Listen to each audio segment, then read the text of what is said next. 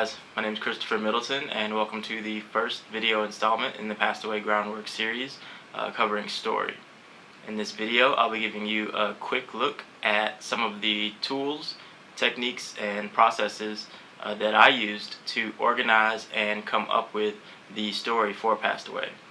The end result is a screenplay, and in later videos I'll be showing how the tools and the steps that I'm doing now integrate into the later steps and into storyboarding, visual development, animatics, and all that stuff. But in this video we're just going to be looking at story, so hope you enjoy. Let's get started. Alright, so here we are in NovaMind, which is I think they call it a mind mapping software.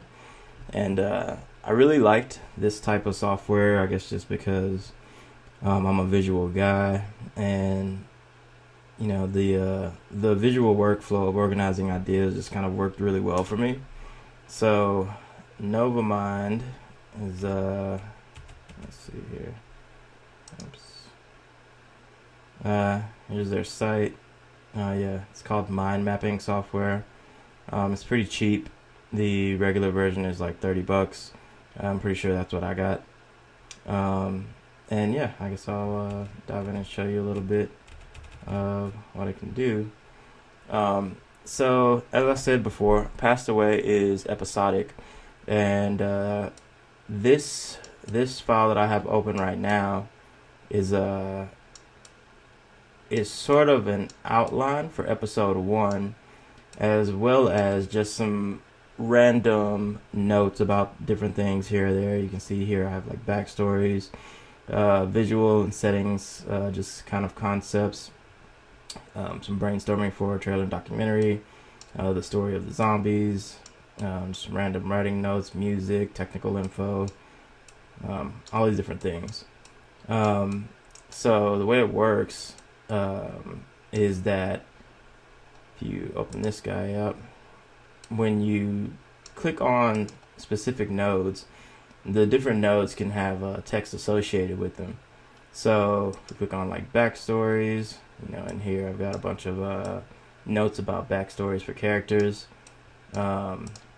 Also, obviously there's a parent-child relationship to the different nodes, so you can you can parent child nodes to the other nodes, and you can kind of fold them and unfold them to make organizing ideas very intuitive. At least it's definitely very intuitive for me.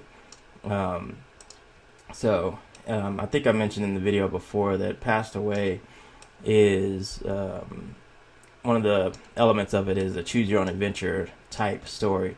So there's certain points in the story where you're presented with a choice, and before I really got into doing the detailed actual dialogue and the very, very specific things of what's going to happen in each frame, I sort of just went through and just kind of figured out more of a general notes to myself of what's going to happen in all these different parts of the story.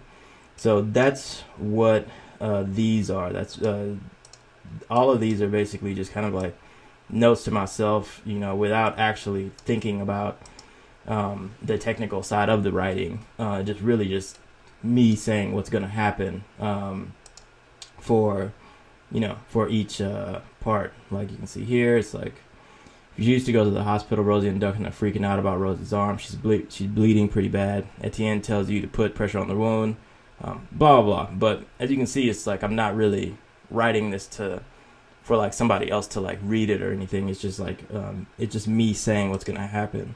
So it was a really good way for me to organize my ideas. What else is good about NovaMind is that you can attach images to the different nodes.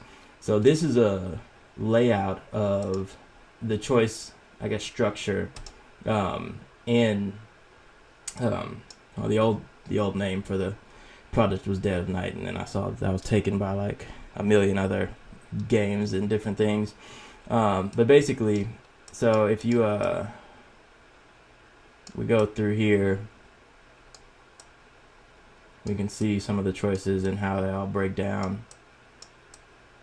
And it's cool that you can just kind of like organize that stuff within NovaMind.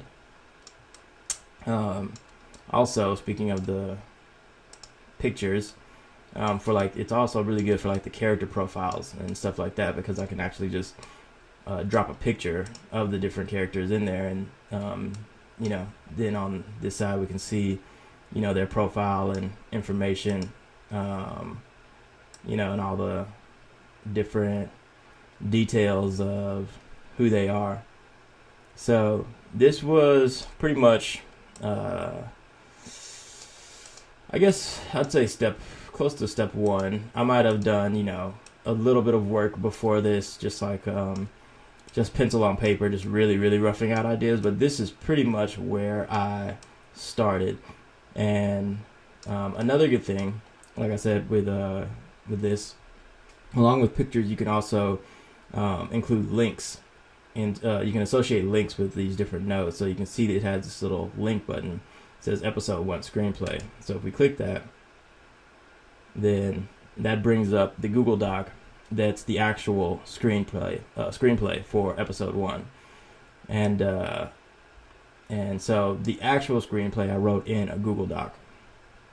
And the reason for that was so that I could have collaboration with other people, and you know, because you can definitely get tunnel vision when, you know, writing stuff like this. And so as you can see, you got Heather here who helped me out and kind of like proofread my stuff, and just kind of gave, you know, really helpful suggestions about different ways of saying stuff. So you can see that, you know, her and I went back and forth a lot with, you know, she had a lot of awesome suggestions.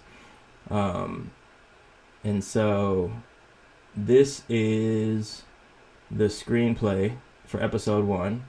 You can see these are some of the choices and how they all broke down. A good, you know, a really good thing about having it visualized like this is that when you're just looking at it in the text form, understanding the options and how they all flow is really unintuitive. So it was really good to have that, you know, just an image that says, you know, how these options are relating to each other, to make all this kind of like make sense.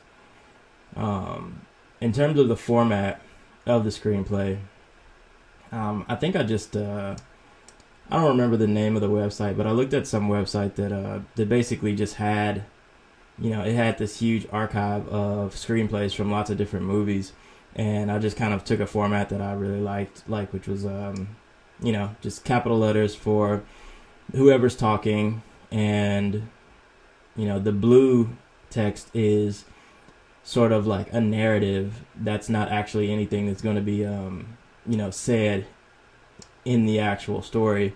It's just kind of like if you were reading this as a book, then, you know, that's just kind of like what's happening. Then the actual dialogue is here in the black text. So that's pretty much how I wrote the whole thing. You can see all of this is episode 1. So I think that in the end it ended up being like, what? I think it's like 40 something pages. But yeah, that's that. Let's go back to NovaMind. As I was saying, along with, you know, all that stuff, you can had like musical notes for you know, different things in here. Just when if I just come up with a random, you know, scene idea, I can put that in there. And the way it works is all the nodes in here are parented off this. You know, this is actually like the root node for the entire thing. So if you've got, like, you know, a new idea that you don't actually want to be associated with this, then you just, you know, create a floating topic. You can name that whatever you want. New idea. Grab it and, you know, put whatever you want there. So it's really easy to get started, and you know, you don't want it anymore, just press delete, and you know, works really well. And yeah, that's pretty much how I organized and came up with the story for Passed Away.